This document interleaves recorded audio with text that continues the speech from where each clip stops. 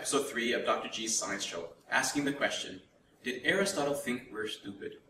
Aristotle said, I know one thing, and that is that I know nothing. Nearly 2,500 years later, people including me are still quoting Aristotle, so obviously he knew something that continues to inform some of us even today. What Aristotle meant was that he did not know anything with 100% certainty. And he was trying to let us know that none of us do.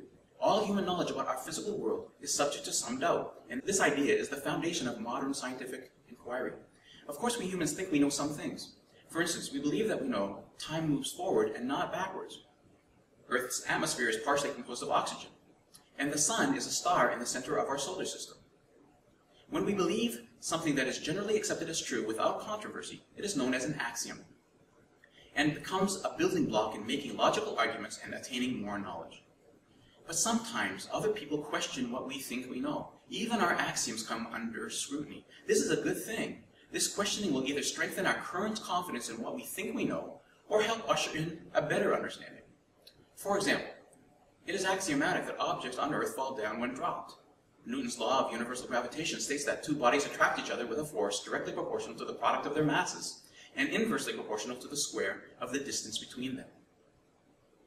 Newton's law has been tested countless times, and continues to be an excellent approximation of the effects of gravity between two objects. However, even that tried and true law has been superseded by Einstein's theory of general relativity. Scientific laws and theories are not the same thing, but they have similarities in that they are based on tested hypotheses, supported by a large body of empirical data, and widely accepted by a field's experts. And, in the future, if the data suggests it, they can be shown to be wrong. This last attribute is very important. Theories should be falsifiable. In other words, most scientists hold that in order for a statement to be called a theory in science, someone should be able to observe a phenomenon, conduct an experiment, or at least imagine an observation that could potentially disprove it. Think of a child who found a box of items that looked like eggs. He cracked one open and found candy inside. He repeated this for other eggs and found the same thing. He then theorized that all eggs have candy in them. Empirical evidence did support the theory. You and I have everyday experience to contradict the boy's theory, but he didn't have that evidence.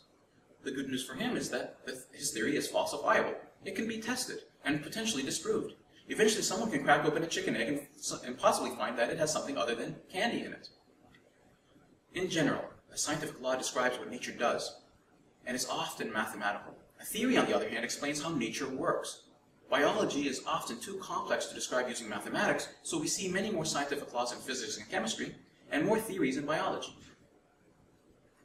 Laws and theories can be supported by evidence, but they cannot be proved. A true scientist would never ask you to prove that global warming is real, or that yoga is good for you, or state that evolution is just a theory and has not been proven. A true scientist knows that you cannot prove these statements. You can only accumulate evidence to support them, or evidence that contradicts their predictions. So, is the existence of God a theory from the standpoint of science? If scientific laws tell us what is happening, and theories tell us how it is happening, what tells us why it is happening?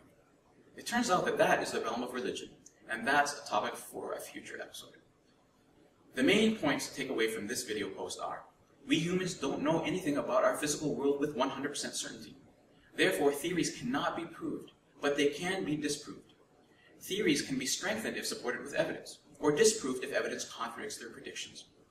Scientific theories should be falsifiable. You should be able to test it and potentially get negative results. By the way, Aristotle also said, all men by nature desire knowledge. The attainment of knowledge is the definition of intelligence. By virtue of the fact that you are watching this video in the hopes of learning something new, the evidence suggests that Aristotle would not think you're stupid.